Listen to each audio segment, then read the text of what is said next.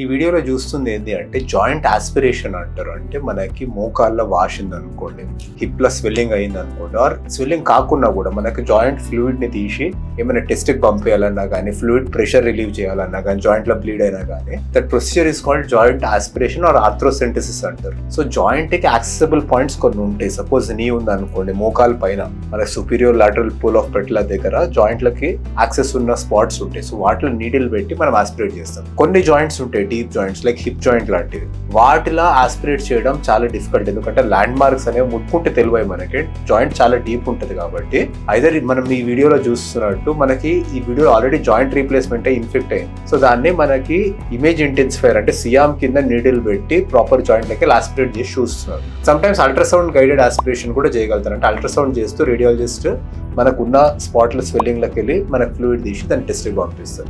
So ఈ టెస్ట్లో మనకి ఇన్ఫెక్షన్ ఉందా లేదా, క్రిస్టల్స్ ఉన్నాయా లేవా, ఇటువంటివన్నీ మనకి ఇన్ఫర్మేషన్ అంతా మనకి ఆ ఫ్లూయిడ్ని ల్యాబ్కి పంపిస్తే మనకు తెలుస్తుంది. Thank you.